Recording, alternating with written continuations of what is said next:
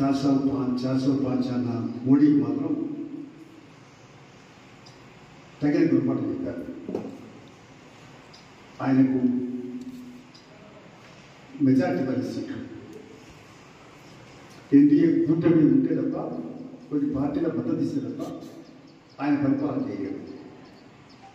అంటే గత 10 ఏళ్ల పరిపాలన విచ్చలవిడిగా, ఏకపక్షంగా, నియంతృత్వంగా కార్పొరేట్ శక్తుల అనుకూల, రైతుల, కార్మికుల, శ్రమజీవుల వ్యతిరేక ప్రభుత్వాన్ని నడిపారు. ఇప్పుడు ఒళ్ళు వంచుకొని, ఒళ్ళు దగ్గర పెట్టుకొని పనిచేయాల్సిన పరిస్థితి ఏర్పడింది. టీడీపీ, అలాగే జేడీయూ, నితీష్ కుమార్, ఇట్లా మిగతా చిన్న చిన్న పార్టీలు మద్దతు చేయకపోతే ప్రభుత్వం ఏర్పాటు చేయలేదు. ఇది ఎవరికి మద్దతు ఇస్తే వాళ్ళు, మరి ఇండియా కూడా ఇస్తే వాళ్ళు అధికారంలోకి వచ్చే అవకాశం. బట్ అంటే మొత్తం మీద ఒక ప్రజాస్వామ్య పద్ధతులలో పరిపాలన చేయకపోతే నేను ఇంటికి పంపడే అనే పద్ధతిలో ప్రజలు పిలిపించారు. ఏకపక్ష నియంత్రణతో సాగదు అని చెప్పి తిరస్కరించారు నరేంద్ర మోడీ గత పాలన. ఇప్పుడు ఇండియా కూటమి వీళ్ళు కూడా సరే 52 ఉన్న కాంగ్రెస్కు 99 వచ్చినాయి. వీళ్ళకి ప్రధాన ప్రతిపక్ష పాత్ర పోషించమని చెప్పారు ప్రజలు. వీళ్ళు ప్రధాన ప్రతిపక్ష పాత్రను ప్రతిపక్షాలను జరుపుకొని పోషించగలిగితే ఇండియా కూటమి మరింత నిర్మాణాత్మక పాత్ర పోషించడానికి అవకాశం ఉంది. నిర్మాణాత్మక పాత్ర అంటే ప్రభుత్వం చేస్తున్నటువంటి తప్పులను ఎప్పటికప్పుడు నిలదీస్తూ, నిరసిస్తూ, ప్రజల పక్షాన గెలవిపుతూ కర్తవ్యాన్ని నెరవేర్చాలి. ప్రతిపక్షం అది.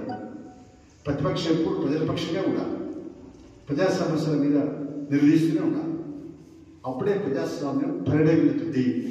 అంటే ప్రజాస్వామ్యం 3 పూలు ఆ గాలిగా వెలుస్తుంది. దానిపైన పరిశ్రమ చేయాల్సిన అవసరం ఉంది. అందుకని ఈ పార్టీల బలబలాలు ఇవన్నీ తెలిసిపెట్టు మేము బాధపడేది ఏంటంటే వామపక్షాలు కూడా బలహీనపడుతున్నటువంటి పరిస్థితి ఏర్పడతాం. సరే గత ఎన్నికలు ఎట్లా వచ్చినాయి, మనకి అట్లా సీట్లు వచ్చినాయి. 2-3 సీట్లు వెళ్ళినా ఎంతైనా 2000 వామపక్షాలు ఎందుకు తక్కువ సీట్లు వస్తున్నాయో గుర్తించుకోవాలా. దానిపైన భవిష్యత్తు కార్యాచరణ రూపొందించుకొని బలోపేతం కావడానికి ప్రయత్నించాలి. ప్రజాస్వామ్యం ఈ రకమైన పద్ధతులలో ప్రజలు తీర్పు ఇలా ఇచ్చినా లేకపోతే వాళ్ళకే చిక్కుబడి తీర్పిచ్చారు. అందుకని ఈ పరిపాలన ఎలా పడుతుందో చూడాలి. ఆంధ్రప్రదేశ్లో కూడా ప్రజలు గట్టిగానే అహంభావం పనికిరాదు, ప్రజాస్వామ్యంలో ప్రాతినిధ్యం ప్రధానము, అందరినీ కలవాలా, అందరితో మాట్లాడాలా, ముఖ్యమంత్రి రోజు ధర్మాలు నిర్వహించే పరిస్థితి ఉండాలి. అయితేనే అది ప్రజాస్వామ్యం అవ్వడం. ప్రజలు చెప్పుకుంటారు. పరిష్కారం కాకపోతే సంఘాలు, పార్టీలు ఉద్యమిస్తాయి. ఆ పద్ధతి తగ్గాలి. తెలంగాణలో కూడా మనం చూసాం. అనేక సందర్భాల్లో ఇదే మీ అందరికీ ప్రెస్ కాన్ఫరెన్స్ కూడా చెప్పాము. కేసీఆర్ నియంతృత్వ పోకడంతో, వ్యక్తిగత మరి ఆలోచనతో పోతున్నాడు, అహంభావంతో పోతున్నాడు, దెబ్బతింటూ చెప్పాము. దెబ్బతిన్నాడు.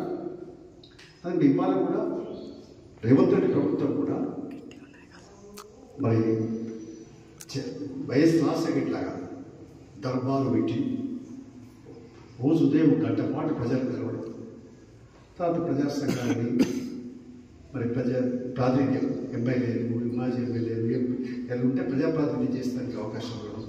ఈ రకంగా చేస్తే ఒక మార్పు కనపడాలి. రేవంత్ రెడ్డి ప్రభుత్వం పైన ప్రజలు ఆశ పెట్టుకున్నారు. మేధావులు, తెలంగాణ ఉద్యమకారులు అంతా పెట్టుకున్నారు. కాబట్టి సరే కొత్తగానే మన గతంలో అసెంబ్లీ అయింది. అసెంబ్లీ తర్వాత మధ్యలో కొంత పార్లమెంట్ ఎన్నికల గ్యాప్ 3-4 నెలలు పోయినా ఇప్పటి నుంచైనా అడుగులు పడాలి. చెప్పేది ఏంటంటే కేసీఆర్ ప్రభుత్వం ఏం చేసింది, సరే అప్పులు ఏం చేసింది, బయటికట్ట ఏంది, లేకుంటే విద్యుత్ ఏంది, ఫోన్ ట్యాపింగ్ ఏంది, ఇవన్నీ వివరాలు ఉన్నాయి. వీటిలో చట్టం దానిపైన చేసుకోకపోతే ఎక్కడ కూడా కక్ష సాధింపు పనికిరాదు.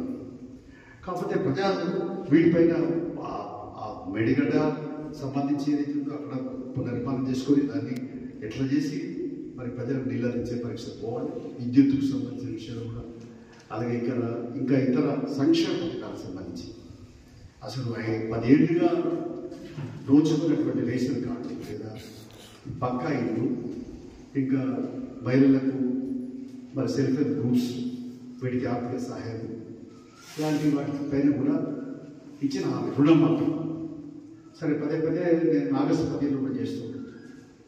సరే రుణం చేయండి, తప్పలేదు. ఏదైనా ఆగస్టు 15 కూడా అందరం పిలిచి మాట్లాడి చేస్తే మంచిదని నాకు అభిప్రాయం. అలాగే రైతు భరోసా, దీని మీద కూడా అయ్యో ఖరీఫ్ స్టార్ట్ అయింది, ఇంకా మాకు రాపాయనని ప్రజలలో రైతులలో అయ్యో ఎప్పుడు వస్తాయి ఇక్కడ పెట్టుబడి కదా